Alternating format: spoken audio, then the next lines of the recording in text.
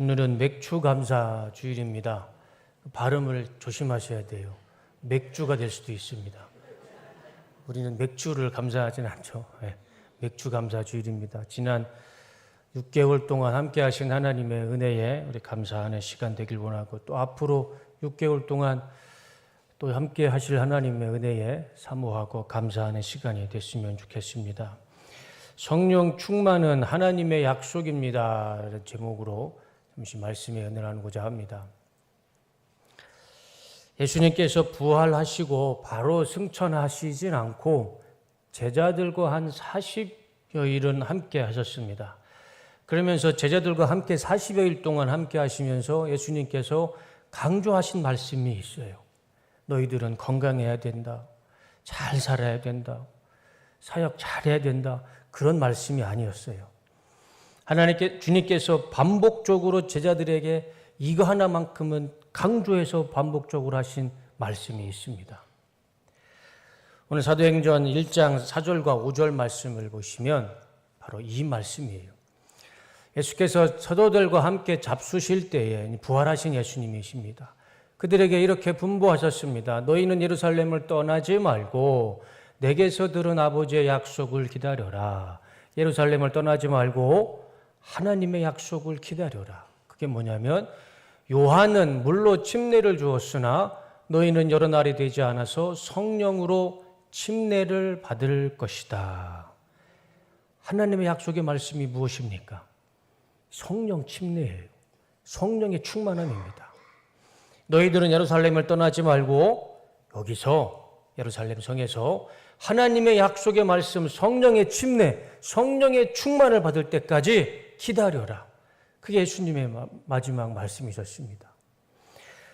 이 성령 침례, 성령 충만은 우리 믿음이 아니에요.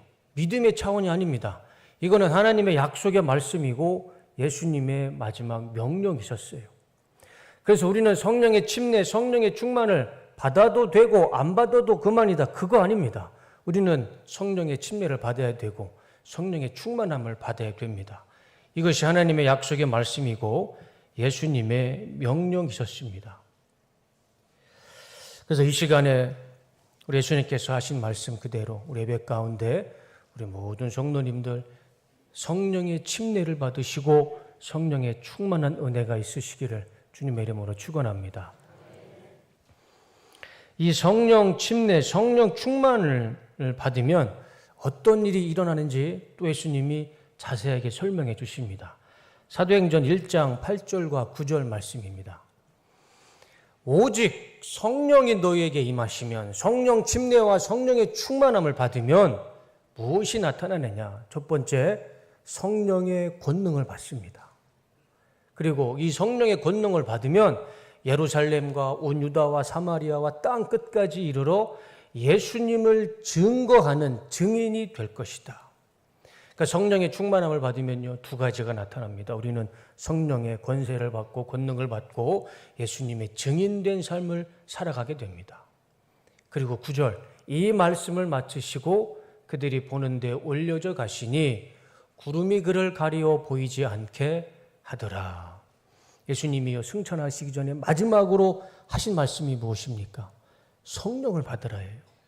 다른 말씀 안 하셨어요. 너희들은 건강해야 된다. 잘 살아야 된다.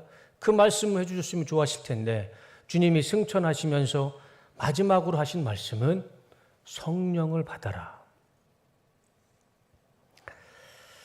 그러면 예수님의 이 말씀처럼 그대로 이루어졌을까요? 이루어지지 않았을까요? 예수님의 말씀 그대로요, 다 이루어졌습니다. 사도행전 2장 1절과 4절 말씀을 보시면 예수님께서 제자들에게 말씀하셨죠. 떠나지 마라. 예루살렘을 떠나지 말고 여기서 기다려라. 하나님의 약속의 말씀, 성령 침례를 받아라. 성령 충만함을 받아라. 그 제자들이 다시 예루살렘 성에 모여서 120명이 모여서 마가의 집에서 같이 모였을 때에 오순절이 되어서 그들이 모두 한 곳에 모여 있었다. 그때 갑자기 하늘에서 세찬 바람이 부는 듯한 소리가 나더니 그들이 앉아있는 온 집안을 가득 채웠다. 그리고 불길이 솟아오를 때 혓바닥처럼 갈라지는 것 같은 혀들이 그들에게 나타나더니 각 사람 위에 내려앉았다. 그들은 모두 성령으로 충만하게 되어서 성령이 시키시는 대로 각각 방언으로 말하기 시작하였다. 예수님이 하신 말씀 그대로 이루어졌습니다. 떠나지 말아라.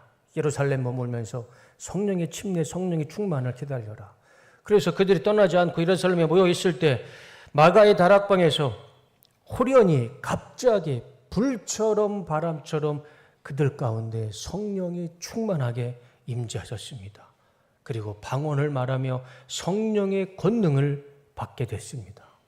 예수님의 말씀 그대로 이루어졌죠. 그리고 성령 충만과 성령의 권능을 받은 제자들은 그들의 삶이 증인으로 바뀌었을까요? 안 바뀌었을까요? 예수님 말씀 그대로 예수님을 증거하는 증인된 삶으로 그들의 삶이 다 바뀌게 됩니다. 이전까지 그들은 십자가에 죽으신 예수님을 숨겼습니다. 부인했어요. 심지어 베드로까지 3번을 닭이 울기 전에 3번이나 부인했습니다. 왜 부인했을까요? 자신의 삶에 피해가 오니까. 자기도 예수님처럼 십자가에 잡힐 것 같으니까. 예수님이라는 존재를 부정하고 부인했습니다. 그래서 12명의 제자들이 다 뿔뿔이 집으로 돌아갔어요. 갈릴리로, 엠마오로 다 도망갔습니다. 그랬던 그들이 예루살렘을 떠나지 않고 다시 모여서 한 곳에 모였을 때 성령이 충만했고 그들의 성령께서 권능으로 임했을 때 그들의 삶을 완전히 바뀌었습니다. 더 이상 예수님을 감추지도 않았고 예수님을 부인하지도 않았고 예수님을 떠나지도 않았어요. 사도행전 2장 13절과 16절 말씀을 보면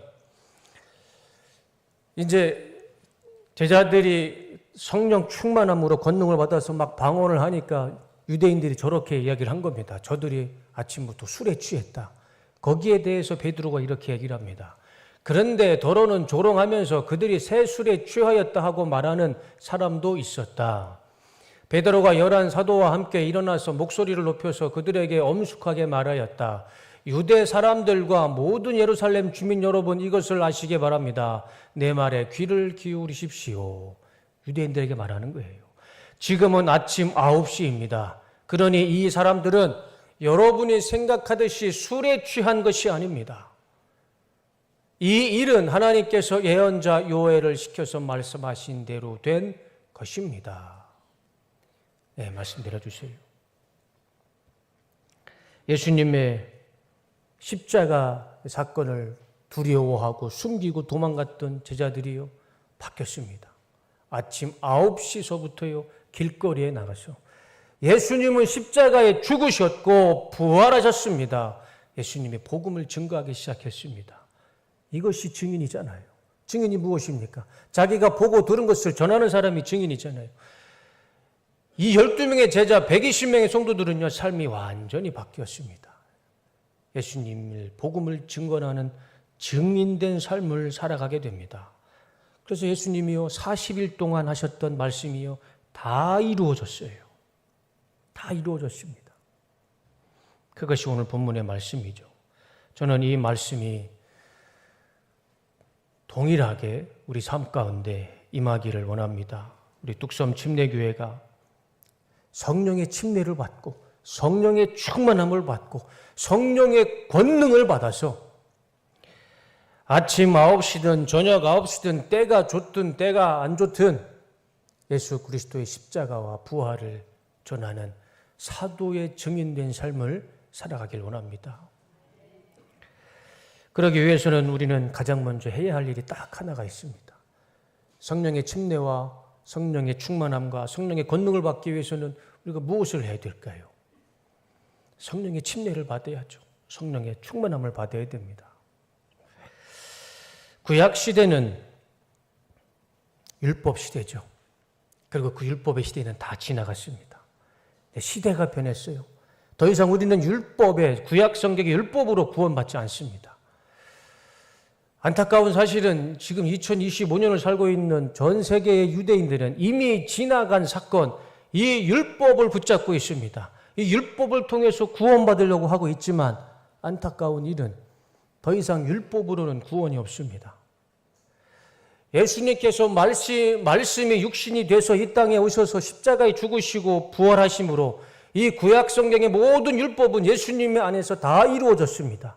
우리는 율법을 믿는 것이 아니라 예수 그리스도 한 분만 믿으면 이 구약의 모든 율법을 믿고 또 그 예수 그리스도 안에 구원의 은혜와 역사가 나타나는 것입니다.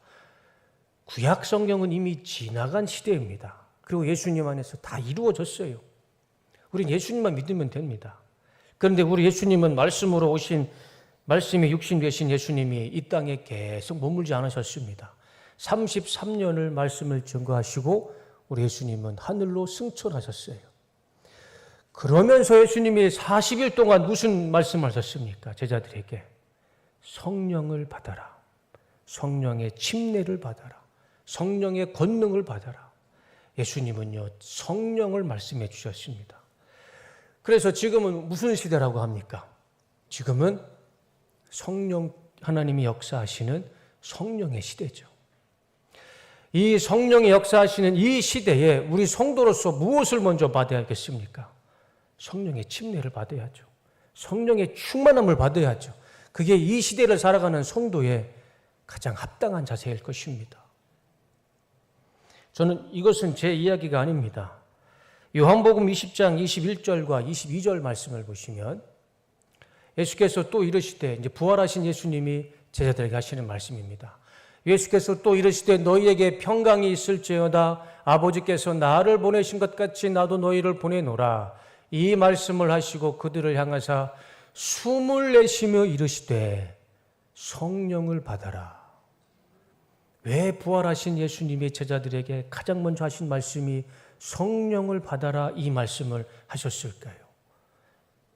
이유는 간단합니다. 이제 예수님은 하늘로 승천하시고 이 땅을 통치하실, 역사하실 분은 바로 이 성령 하나님이시기 때문에 제자들에게 성령을 받아라 강조하신 겁니다.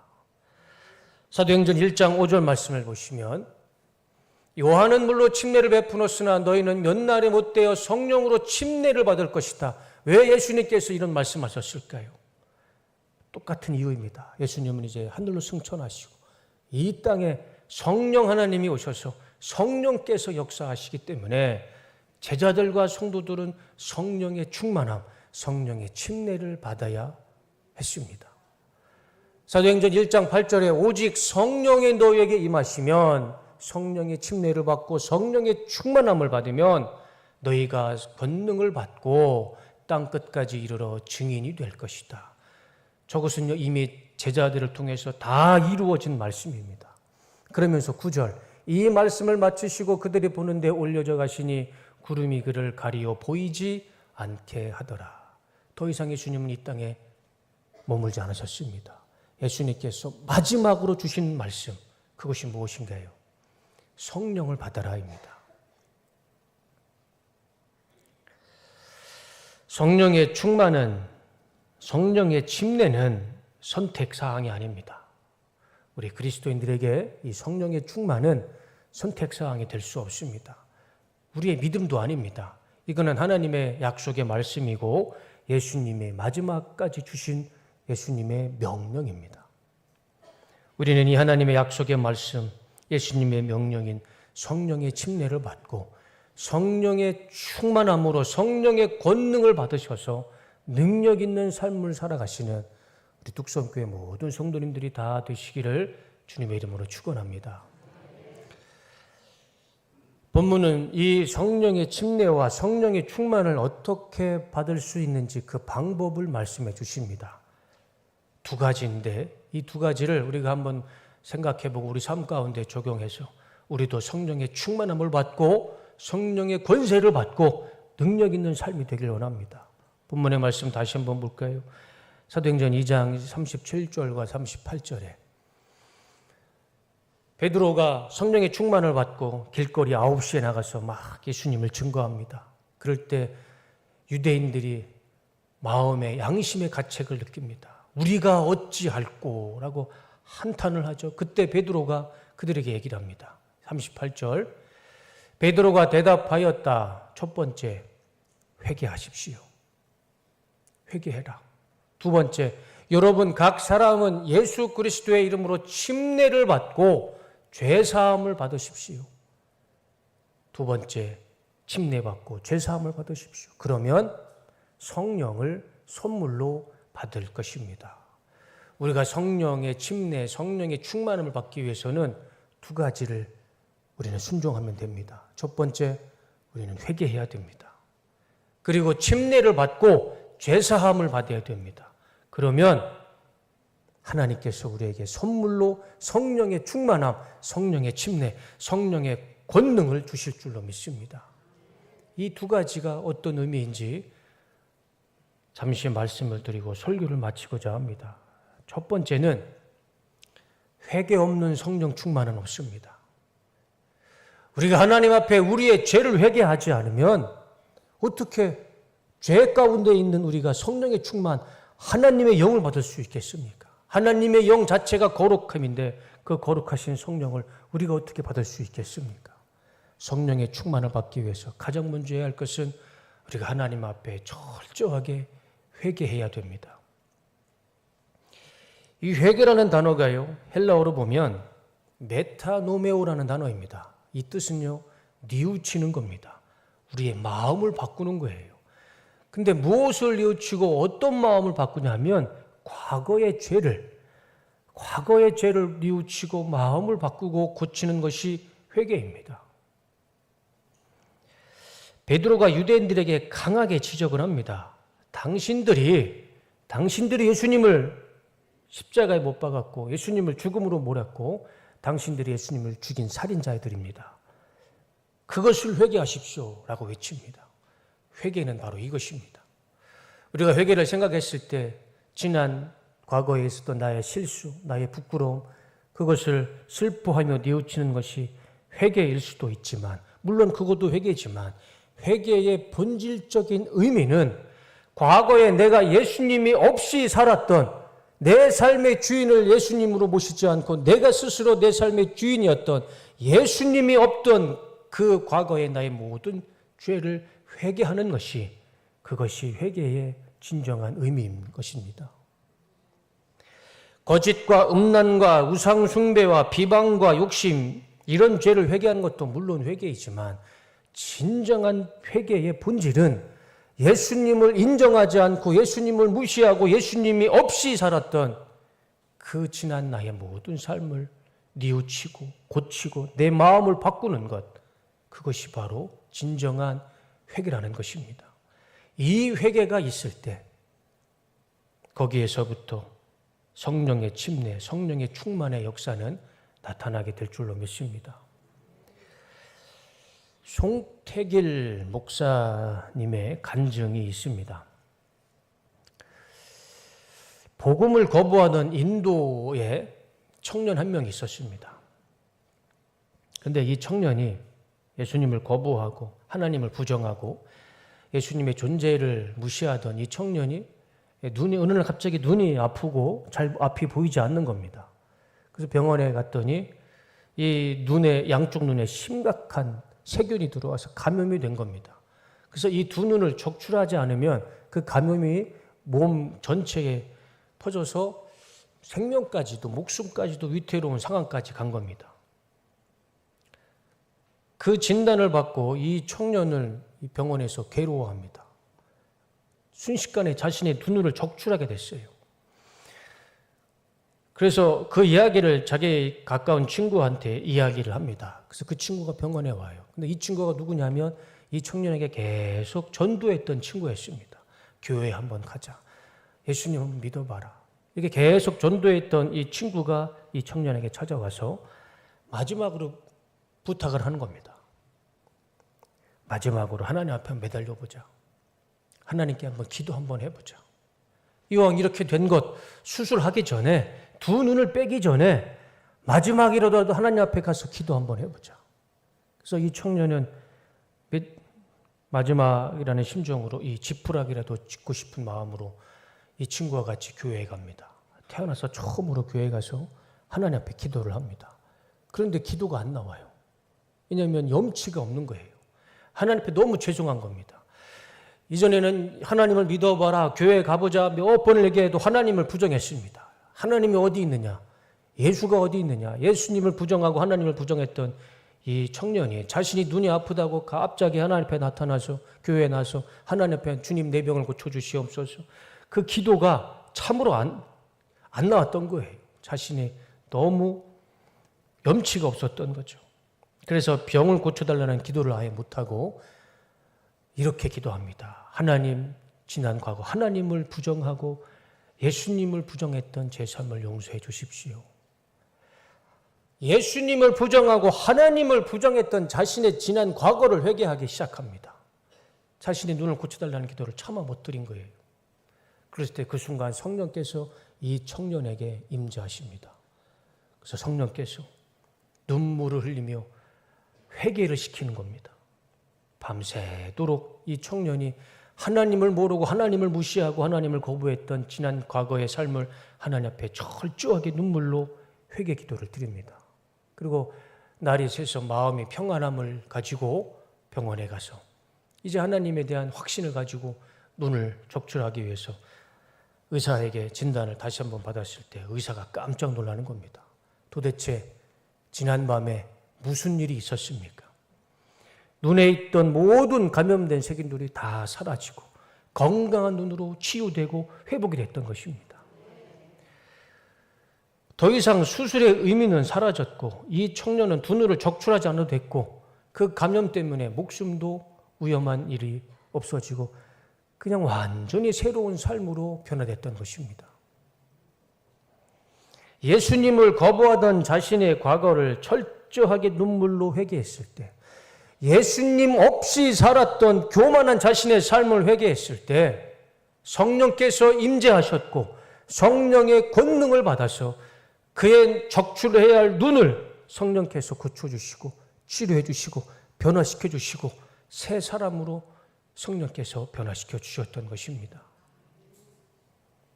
예수님이 없다고 예수님을 부정하던 교만한 삶을 회개할 때, 예수님 없이 살았던 내 삶을 회개했을 때 거기에서부터 성령의 침례, 성령의 충만함은 임할 것이고 성령의 충만함을 받은 그 성도 삶 가운데 성령의 기적은, 권능은 나타날 줄로 믿습니다.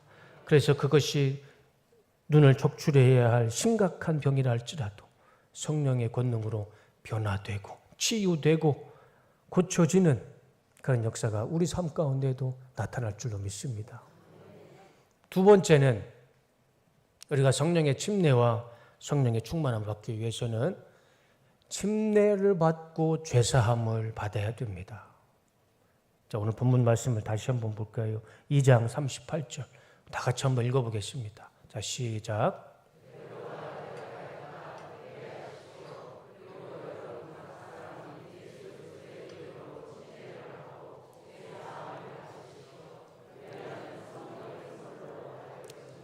예, 말씀을 놔둬보세요.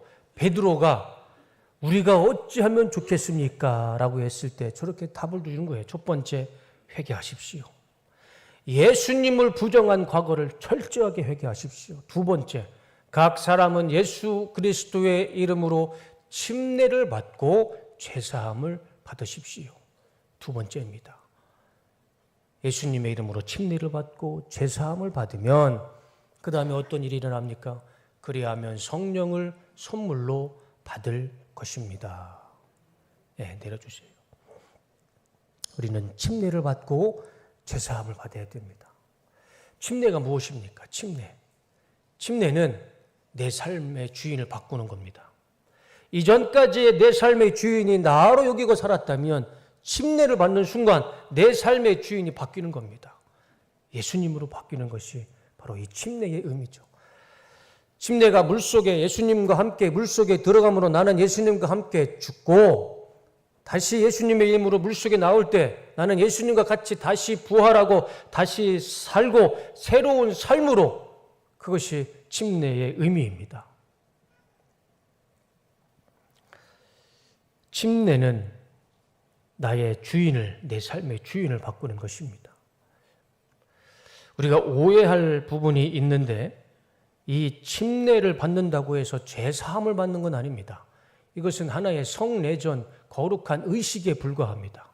내가 하나님을 내 주인으로 바꿉니다. 예수님을 내 주인으로 섬깁니다. 라고 내 신앙의 고백이지 이것으로 죄사함을 받는 건 아닙니다. 그러나 중요한 것은 침례를 받는 자는 죄사함의 길이 열립니다. 죄사함의 문이 열려요. 왜 그러냐면 침례를 받는다는 것은 내가 내 삶의 주인을 바꾸는 것이고 내가 이제 예수님을 내 주인으로 믿고 섬기겠습니다라고 고백하는 우리 믿음의 고백입니다. 하나님을 믿고 예수님을 믿고 침례 받은 자는 죄를 회개할 수 있는 기회가 생기는 것이고 문이 열리는 것입니다. 침례 받는다고 죄사함을 받는 것이 아니라 침례를 받음으로 우리는 죄사함의 기회가 열리는 것입니다. 그렇게 회개하고 침례를 받은 자는 죄사함을 받게 되는데 이 사함이라는 단어가 아페신이라는 헬라어입니다. 이 아페신이라는 단어는 언제 쓰냐면 빛을 탕감해 주거나 면제해 줄 때 이 단어를 사용하는 것입니다. 그러니까 우리가 하나님께서 주님께서 우리의 죄를 사해 주신다는 것은요. 마치 채무자의 빚을 탕감해 주고 채무를 다 면제해 주는 것과 똑같습니다. 우리의 죄를 탕감해 주시고 우리의 죄를 면제해 주시는 것. 그것이 죄 사함. 이 아페신이라는 단어의 의미입니다. 그래서 우리가 침례를 받고 회개함으로 우리는 죄 사함을 다 우리의 죄를 다 탕감해 주시고 다 면제해 주시고 용서해 주시는 것입니다. 그렇게 됐을 때 38절 말씀 회개하고 침례받고 죄사함을 받았을 때 비로소 우리는 성령을 선물로 받게 될 것입니다. 성령의 침례, 성령의 충만함, 성령의 권능을 받게 될 줄로 믿습니다. 저는 이 성령의 역사, 이 은혜가 오늘 이 시간 우리 뚝섬교회 모든 성도님들 가운데 성령의 충만함과 성령의 침례와 성령의 권능이 임하시기를 주님의 이름으로 축원합니다. 후련히 갑자기 불처럼 오시는 이 성령의 충만함, 이 충만함을 받으셔서 우리 대한민국의 가장 성령으로 충만한 교회가 우리 뚝섬교회가 되길 원하고 대한민국에서 가장 성령으로 충만한 성도가 우리 뚝섬교회 성도님들이 되시기를 주님의 이름으로 축원합니다. 지금은 소천에서 안 계시지만 대한민국 최고의 지성의 아이콘이라고 얘기했을 때는 이분을 이야기했습니다. 이화여대 명예 석좌교수 이어령 교수였죠. 이분을 자타가 공인한 대한민국 최고의 지성인이었습니다. 그런데 이분이 예수님을 믿지 않았던 젊은 날에 책을 하나 썼는데 아들이여 이 산하를이라는 책을 기록했습니다. 아마 이 책을 읽으신 분도 계실 겁니다. 그 책에 이 지성의 아이콘이라는 이 이어령 씨가 이렇게 책에다가 기록했습니다. 제가 대신 읽어드릴게요. 한국 교회 안에 성령을 받은 것은 귀신 들린 점쟁이 같이 열정과 열심을 내며 광신적으로 날뛰어야 하는 것으로 착각하는 사람들이 많다. 또 한국 교회 한 부분에서는 방언이 성령 받은 유일한 증거인 것처럼 얘기하는 사람들도 있다. 어느 교단에 들어가면 또 어느 기도원에 들어가면 개도 다 방언을 한다고 가르친다. 개는 다 방언을 할지 몰라도 그리스도인이 다 방언을 하는 것은 아니다. 방언은 수많은 성령의 선물 가운데 하나이지 성령 받은 단적인 증거가 될 수 없다. 맞는 것 같은데 틀린 말입니다. 이렇게 기독교를 비난하던 사람이 자신의 논리와 이론으로는 맞은 것처럼 기록을 해놓았지만 그렇게 자신의 논리로 기독교를 비판했던 사람이 손자가 죽습니다. 그리고 딸이 하나밖에 없는 딸이 죽어요. 손자가 죽고 연이어 딸이 죽음을 통해서 이 이어령 교수는 인간의 한계를 경험하고 하나님을 믿게 됩니다. 예수님을 믿게 돼요. 그리고 그의 고백이 이렇게 바뀌었습니다. 2008년 CBS 라디오 인터뷰에 이렇게 이야기를 합니다. 내가 신앙 이야기를 되도록 안 하려고 하는 이유는 위선으로 흐르기 쉽고 내가 믿는 것 이상의 이야기를 하기 때문입니다. 저는 지금까지 무신론자로 살아왔습니다.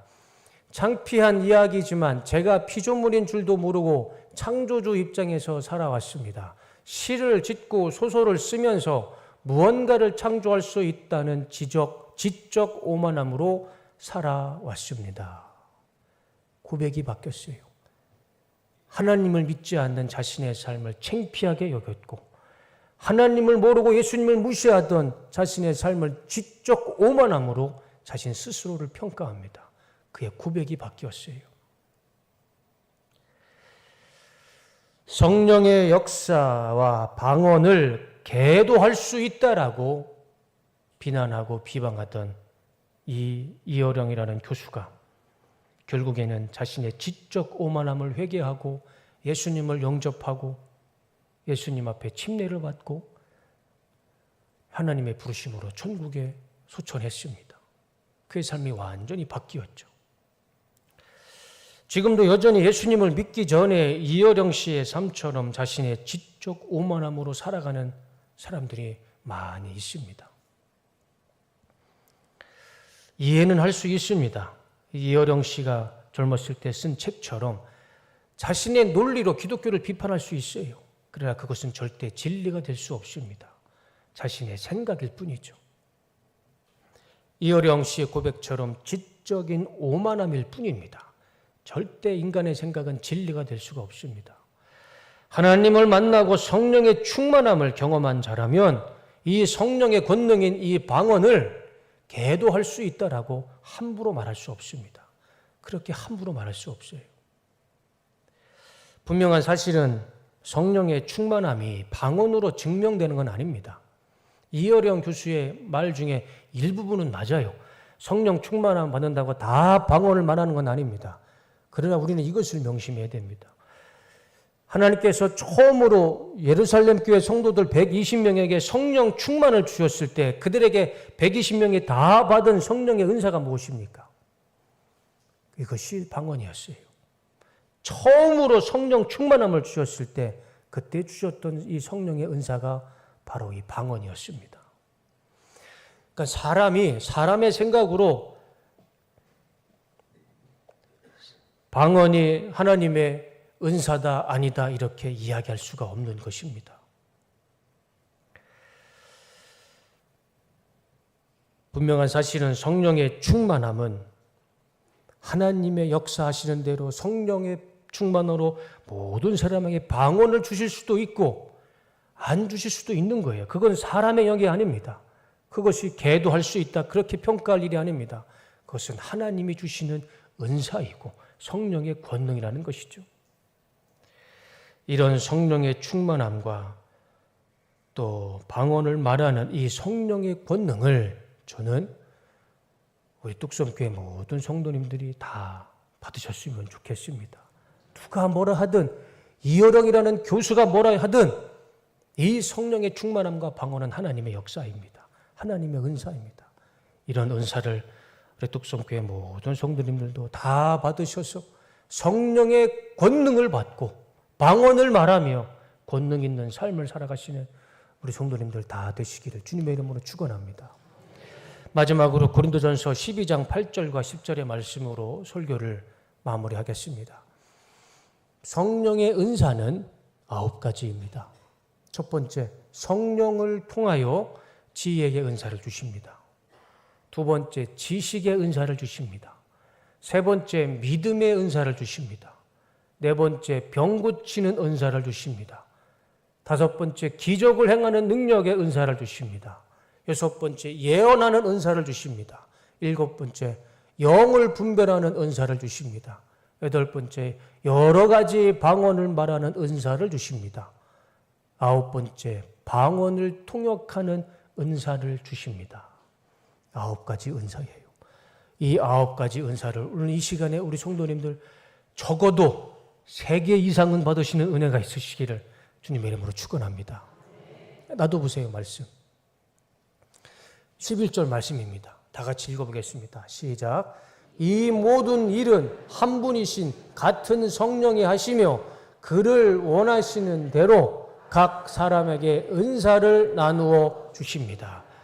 저 은사는요, 하나님의 주권이에요. 성령의 주권입니다. 사람이 이래라 저래라 할 수 있는 게 아닙니다. 성령께서 뜻하시고 계획하시면 오늘 이 시간에 우리 모든 성도님들 가운데 성령의 은사가 임하는 겁니다. 그거는 사람이 이렇다 저렇다 할 이유가 없어요. 오늘 이 말씀에 내려주세요. 성령의 9가지 은사 가운데 적어도 3개의 능력을 받으셔서 성령의 능력 가운데 살아가시기를 주님의 이름으로 축원합니다. 갈라디아서 5장 22절 마지막 이 말씀을 보겠습니다. 성령의 권능을 받고 살아가면 우리 삶 가운데 이런 열매가 나타날 겁니다. 성령의 열매는 사랑과 기쁨과 화평과 인내와 친절과 선함과 신실과 온유와 절제입니다.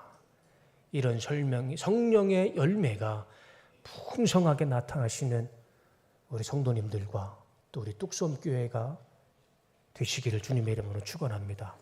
기도하겠습니다.